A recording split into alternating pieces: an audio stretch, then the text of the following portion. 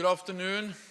Today I'm presenting my annual report for 2023, where we sum up all the different activities and things that has happened within the alliance during last year.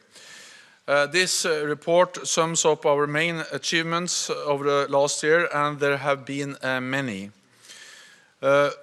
Further strengthen our defenses, robust new military plans, more forces at higher readiness, and major increases in defense investment.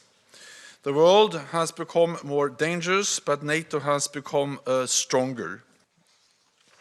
Today I can announce the results of our latest polling conducted across every NATO ally.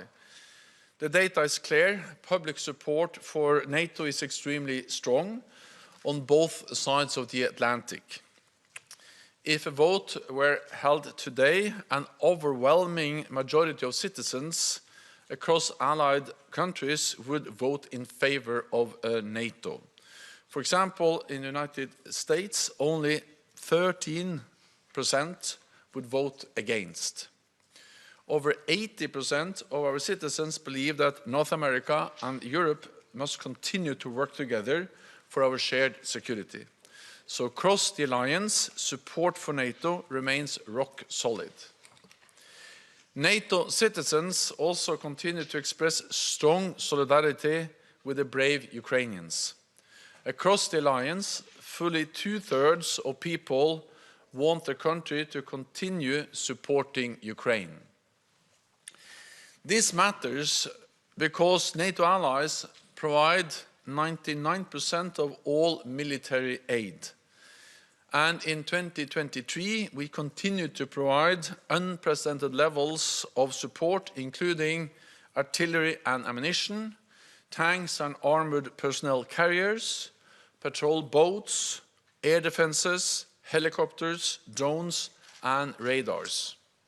For the first time, a number of allies also sent long-range systems, UK Storm Shadow and French Scalp missiles, and allies agreed to send F-16 aircraft.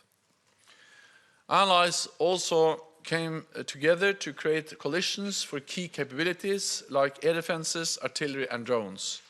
And several allies have now signed bilateral security arrangements with Ukraine. Unprecedented aid from NATO allies have helped Ukraine to survive as a sovereign independent nation. But Ukraine needs even more support, and they need it now. The Ukrainians are not running out of courage, they are running out of ammunition. Together, we have the capacity to provide Ukraine what it needs. Now we need to show the political will to do so. All allies need to dig deep and deliver quickly. Every day of delay has real consequences on the battlefield in Ukraine. So this is a critical moment, and it will be a grave historic mistake to allow Putin to prevail. We cannot allow authoritarian leaders to get their way by using force. This would be dangerous for us all. Putin went to war trying to slam NATO's door shut, but he failed. Last year, Finland joined the NATO family. Just last week, Sweden became the 32nd ally, and Ukraine is closer to NATO than ever before. So NATO is now bigger and stronger. And last year, we put our defenses on an even more robust financial footing. 2023 was the 9th consecutive year of increased defense investment across Europe and Canada, with defense spending rising by an unprecedented 11%. In 2024, NATO allies in Europe will invest a total of $470 billion in defense, amounting to 2% of their combined GDP for the first time. This year, 2/3 of allies will meet the 2% target, up from just 3 allies in 2014 when we agreed the Defence Investment Pledge. In 2023, we also further deepened our relations with like-minded partners, including our friends in the Indo-Pacific and the European Union. We are also working even more closely with our partners in industry.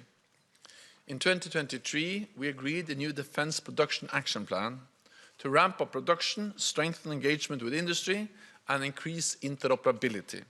Since then, NATO has agreed contracts worth tens of billions of dollars for ammunition and key capabilities.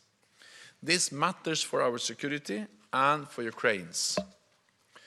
NATO's new innovation accelerator, Diana, is also doubling its network of accelerators and test centers.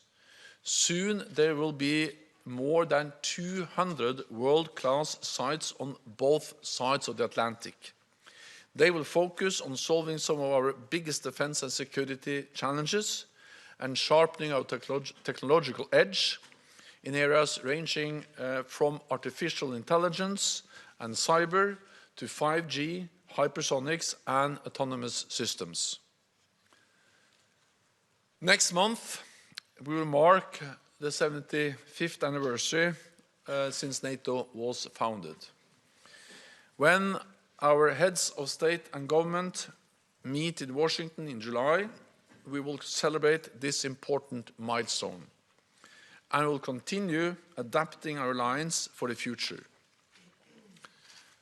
I expect we will take further steps to support Ukraine, reinforce our resources and defenses, and deepen our partnerships around the world.